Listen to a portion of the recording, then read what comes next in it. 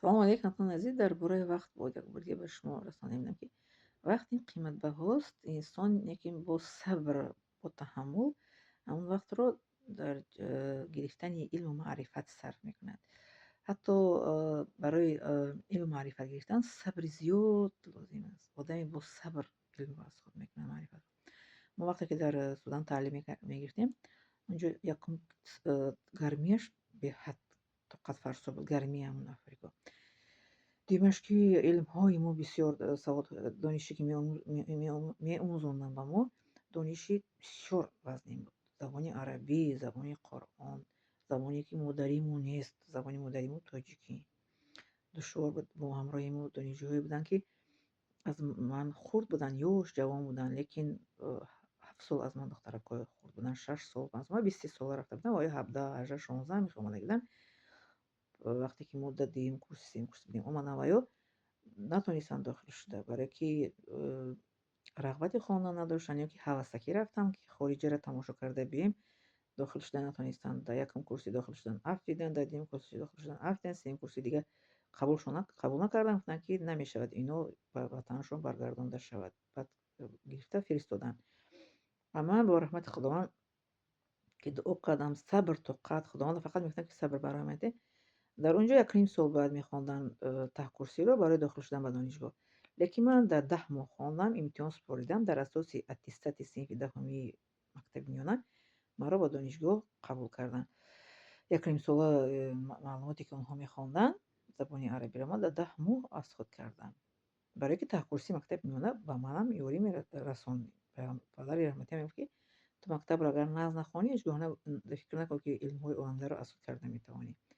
در 10 ماه من برنامه یک نیم ساله رو اسات کردم و امتحان سپردم و به دانشگاه داخل شدم. در یکم امتحان سپردم و داخل شدم، خواندم، تحصیل کردم، دیپلم رو گرفتم الحمدلله. لیکن این از صبر و تحملی من وابستگی داشت. وقتی که من امتحان سپردم، ته کورسی رو سپردم، آمدم به وطن، خشتبار گفتن که دیگه نمیره خواندنی تمام. گفتم نه، من اکنون داخل شدم، من میرم میخوانم چی به. من داخل شدم و در چی آمدم در تعطیل جواب دادن آمدم میرم با دوامی علم میخوانم و دیپلم گرفته میرم. بله، انسان میگه که با هر کاری که همت بسته گردد، اگر خوری بسته گردد همت که بستیم صبر کردیم طاقت کردیم. در آیات قرآن زیاد آمدگی درباره صبر. خب آیات بسیار آمدگی که به درستی که خداوند با صبر کنندگان است. صبر کن که صبر بهترین چیز است.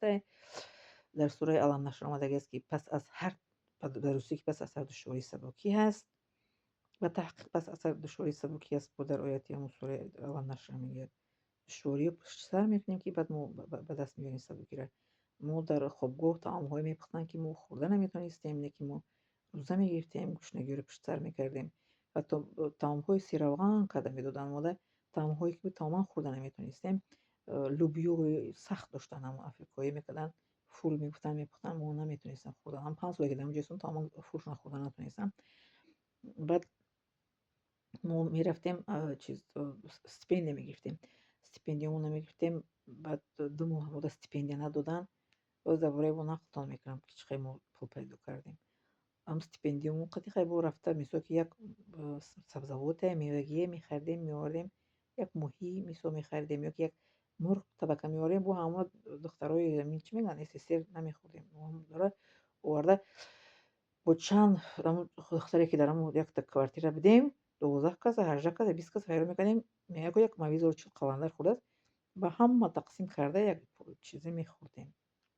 این خیلی بامزه بود. خیلی راحت کده میخوریم. یکم طعامای خوب بوره بسیار شما تو هم 5 سال که شدیم عادت کردن نیستیم. یکم با رحمت خداوند صبر کردیم. خدا با صبر کنندگان خواندیم، دیپلم گرفتیم، با ابرو با چی میگن قامتی بلند با سری بلند به وطن برگشتیم. حتی گفتم به شما که در دیویدیو گذاشته که یک دانشجو نیم سال اخیر ماننده خب خوراک‌ها به من قین بود برایم پرداختم اومدم. گفتم پشیمون نیازه که چرا نیم سال طاقت میکردم دیپلم گرفتم میومدم. بله، بعدن که مثل که دانشجو که شما در نقل کرده بودن که مثل که با سبب بود هوا موافق نآمد خستن آمدن. بودن که مثل که درساشون براشون دشوار بود نمیفهمیدن پرسن آمدن. این همش از سبب این است که سبب های زیاد داره. ё ки бо ҳавасакӣ рафта буданд, ё ки мисол ки сабр накарданд, ё ки саломатиёшон хуб набуд, ё ин ки хӯрока барои маъқул набуд. Мара саломатим алҳамдулилло мошоалло дар ҷош буд, хӯрока ба ман маъқул набуд, сабр мекардам. Ман ҳавасакӣ нарафта будам, ман ба орзуҳоам рафта будам ки ман арабиро бифаҳмам, Қуръонро бифаҳмам. Баъд ман як қасд карда будам ки ман бояд ки илмро гирифта биёям. Илмро гирифтам, дипломро гирифтам, ба ватан баргаштам алҳамдулилла. хоб, зинда саломат, хонавод сарбаланд бошед, лайк, подписаться ва радио фаромӯш накунед.